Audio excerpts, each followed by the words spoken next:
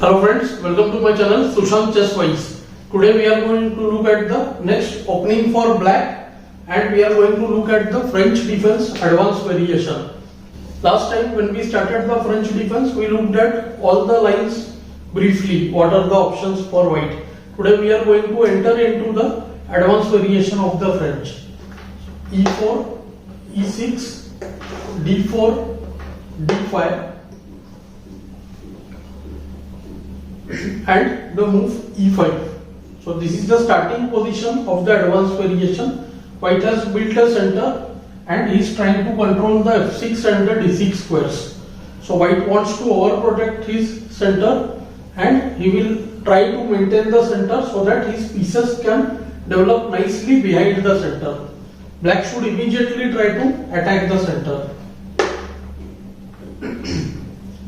In the first part I explained that the C8 bishop, although is stuck, the other pieces will be very active and they will all try to put pressure on the D4 square.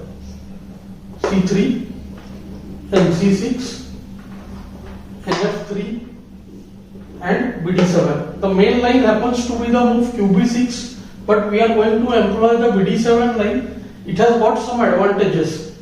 Like firstly, the queen is not committed on the B6 square. In some lines, we can get the queen to B6. Black's main plan would revolve around the move F6 because we are not playing the queen to B6. So we are keeping the option open, like after F6, EF and F6. Black often goes BD6 and queen C7 to put pressure on the B8 H2 diagonal. So that is the reason the queen is not committed on B6. Here white has four variations as I told you before. White can play A3 when he wants to keep the bishop on D3, then people prefer the move order A3. Bishop D3 can be played, which might very well transpose to the A3 line. And there is other option BE2. So these three moves are quite decent. And there is another move D into C5, which is actually surrendering the center and it can give black better play. So we will look at the DC and BE2 lines later. Today's discussion is about the BD3 and A3.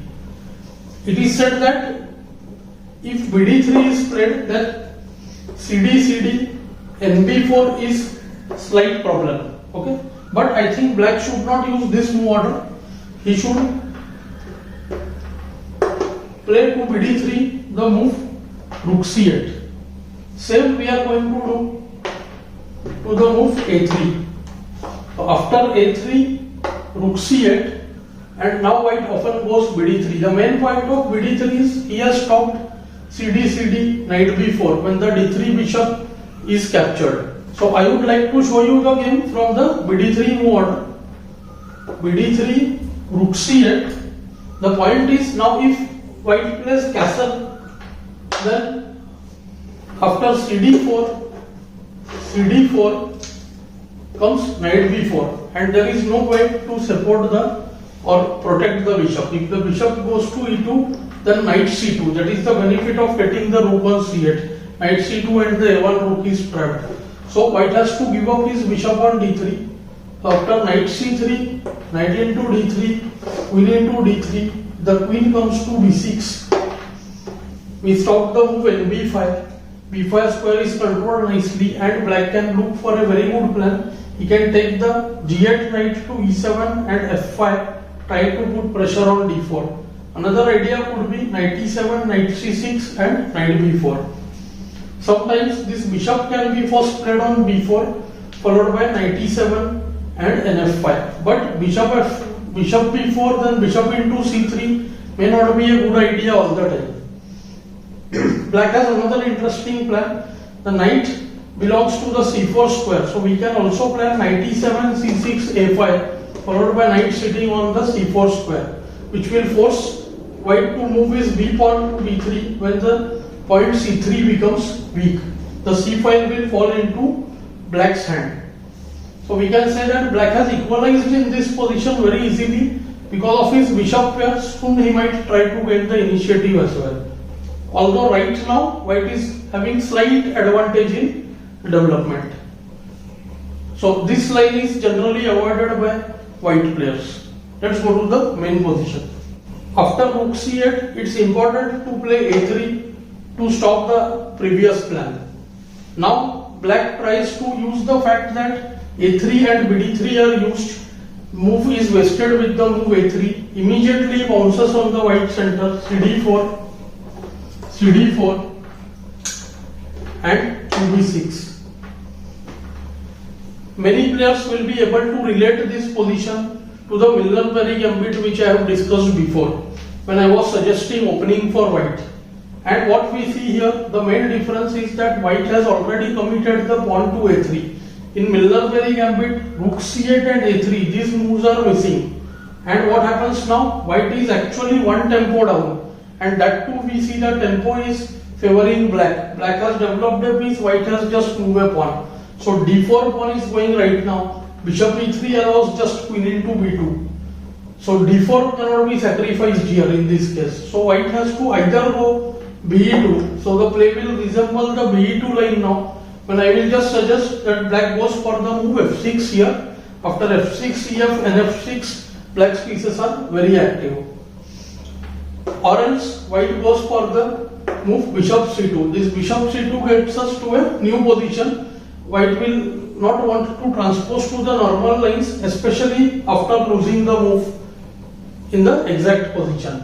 Black to play, this happens to be a very important position and black has very good tactical ideas already. If we count the development, we will come to know that 1, 2, 3, 4 black pieces are developed and white has just 2 developed pieces. His center control is superior, but the move is again black's. Black tries to immediately pressurize the center in an indirect way. Black plays g5. Very strong move actually, looks very odd at first. Let's look at the variations. If bishop into g5, then queen takes b2. When after the move knight d2, only way to protect the knight and rook both, black can just go for the very strong nd4. When after knight into d4, qd4, we see that there is lot of pressure on the d5, e5 is attacked and this bishop is coming to the c5 square, rook is already on the open file. So we can say that the position is perhaps winning for black. Also there is threat of rook c2, qc2, queen into a1, check. After the other capture, knight takes g5. Here also black has a very strong move, qd4, instantly putting pressure on the e5 pawn. And he is threatening to go qd1 and nd4. So if queen takes d4, then we see that immediately the position is winning for black. c2 is attacked, there are 2 attacks and no supports. So if c2 moves, rook into c1, piece is lost. And if knight c3, then c2 is gone. kd1 also allows nc2 and black is winning. With the move g5, black is threatening g4 when the knight move would allow simply to grab the d4 pawn. The only move is h3. Because of h3 now, black identifies that not only this diagonal is weak, but the e1 h4 diagonal has also become weak. And black starts looking at some tactical motives. One of the idea that comes to his mind is the diagonal f2 b6 and the c5. So the most obvious move which comes to mind is knight into d4. The point is, if queen takes d4, then just rook c2, winning the piece. So he will be pawn up. And after the move knight d4, if knight into d4, then comes bishop c5. So black is pressurizing white, and there is significant, we can say, problem in the white position. After the move bishop e3, queen into b2, when rook is hanging, and we see that d4 is also hanging. So after qb2 and d2, bishop into d4, and the piece is regained and black is having a clearly better position. White has 2 other knight retreats, one knight to f3 and other knight to e2. After knight f3 we see that black gets a forced win. Let's try to calculate. Bishop f2 check, king f1 and the move bishop g3. So there are 2 threats created now. First is putting pressure on f2, queen f2 mate, and second is the threat of bb5, and there is no defense. Bishop f2, king f1, bg3, qd2, and here there are many games where black has got this tactic rook c2, qc2, bb5 check. We see the king is unable to move, only move qe2 when queen f2 checkmates. Black is not even concerned with the white queen. Now let's go to the main line. After bishop c5, white has to play the move knight e2, keeping the g3 square guarded. So bf2 check, king f1, and now we see that bishop h4 is just met by the move g3. Black now sees that the white king is on the f file and he immediately tries to activate his pieces from the f file. So f6. Most obvious move, it's very logical. Most players now try to take ef and f6, bishop into g5. But when we can say after the move castle, black is almost winning. The knight is about to move to h5 and going to g3. Or else if bishop into f6, rook f6, then the bishop is about to move to g3 and it will be mate. White will have to sacrifice many pieces, but in that case also he might not be able to defend. Now we are going to look at a game by Grandmaster Savechnikov. We are going to follow the game and the analysis from the game. Here white refused to take ef and let black get all his pieces toward the white king. White played bishop a4, immediately attacking the d7 bishop and trying to generate his own play. So f into e5, bd7 check, king takes d7, qa4 check. Now if king moves to e7, then bg5 check followed by knight c3. So rook c6. Now black intends to go ne7 followed by rook f8. So white evacuates his king from the f file. So g3, knight e7, king g2, and f5. Black is preparing himself for the next round of attack. Knight eyes the e3 and the g3 squares, and we see a tactical idea by black here.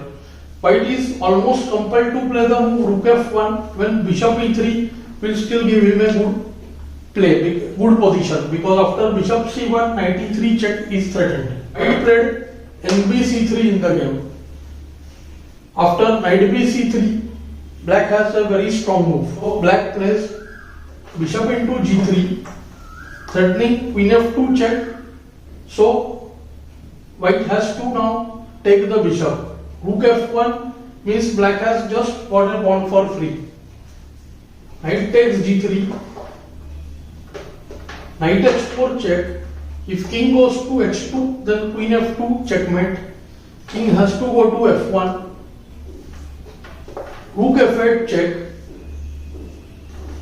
king e1, qf2 check, kd1, and here black misplayed the position. Black played the move qg3 in the game, and after qa7, black had to repeat the moves after queen check from f3. But here black can play the very strong move rook f3, where his winning chances are very high. Black is threatening rook d3 check, and if some move like qc2 is played, then we can definitely trade queen takes, king takes, rook g3, when we can say that again the threat is d4. So black has got enough material and white's king is still unsafe. So we can say that this position will give very high winning chances to black. So with this we are covering the a3 and the bd3 lines against the move rook c8. That's it for the today's part. In the next part, we will try to cover the move be2 and dc5. I hope you are finding these lessons useful. Do like, share and subscribe the channel. Thanks for your time.